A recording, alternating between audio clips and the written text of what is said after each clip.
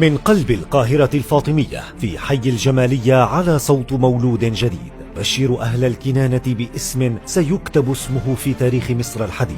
كان ذلك المولود في إحدى بنايات شارع الخرنفش الواقع على جانبي شارع المعز لدين الله الفاطمي، هو عبد الفتاح سعيد حسين خليل السيسي، ابن حي الجمالية وسيد قصر الاتحادية. إنه رئيس مصر، القائد الأعلى للقوات المسلحة المصرية، وحامي حماها من السقوط في أتون الإرهاب والفاشية الإخوانية، ليحافظ على الدنيا ويعيد إصلاحها بمساندة ودعم شعبه.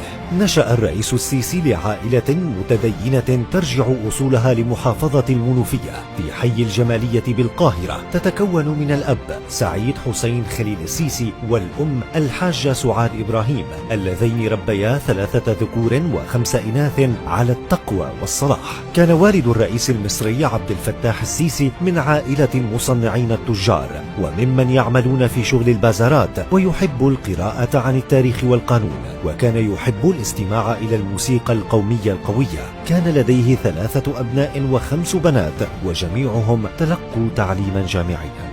التحق عبد الفتاح سعيد حسين خليل السيسي بمدرسة البكري بسكة برجوان، والتي تشمل أبناء الطبقة الوسطى والتجار الذين يعيشون في تلك المنطقة. عام 1970 بدأت حياته العسكرية طالبا في المدرسة الثانوية الجوية، قبل أن يتخرج في الكلية الحربية في عام 77 ويعمل في سلاح المشاة، ثم قائدا للمنطقة الشمالية العسكرية، ثم مدير إدارة المخابرات الحربية. في عام 87 حصل على ماجستير من كلية القادة والأركان وماجستير من كلية القادة والأركان البريطانية عام 92 في التخصص نفسه. عام 2012 وتحديدا يوم 12 من أغسطس تمت ترقيته من رتبة لواء إلى فريق أول وتعيينه وزيرا للدفاع وقائدا عاما للقوات المسلحة خلفا للمشير محمد حسين طنطاوي.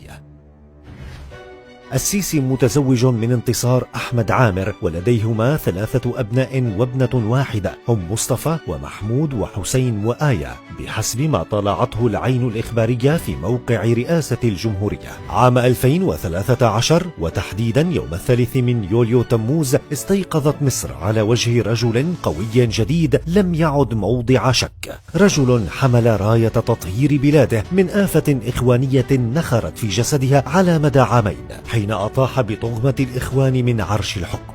كان ذلك الوجه هو عبد الفتاح السيسي، الذي لبى نداء الملايين من أبناء الشعب المصري، ممن اهتزت بأقدامهم وحناجرهم ميادين الجمهورية تنادي الخلاص من الفاشية الإخوانية. فعزل الرئيس محمد مرسي وعطل العمل بدستور عام 2012 وسلم السلطة لرئيس المحكمة الدستورية العليا المستشار عدلي منصور. أصبحت ملصقات الزعيم الفعلي لمصر الجنرال عبد الفتاح السيسي منتشرة في كل مكان في شوارع القاهرة، أكثر من الهدايا التذكارية لأبو الهول.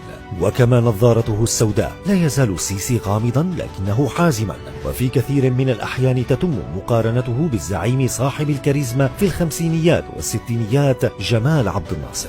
في يناير عام 2014 قام الرئيس عدلي منصور بترقيته لرتبة مشير. في مارس آذار من العام نفسه أعلن رسميا استقالته من منصبه وترشيح نفسه لانتخابات رئاسة الجمهورية التي فاز بها بحصوله على 96.9% من الأصوات الصحيحة. وفي عام 2018 أعلنت الهيئة الوطنية للانتخابات بمصر انتخاب عبد الفتاح السيسي رئيسا للبلاد في ولاية ثانية. واليوم يجدد السيسي العهد والوعد مع المصريين بإعلانه عن ترشحه لسباق جديد نحو قصر الاتحادية ليكتب حكاية وطن جديدة.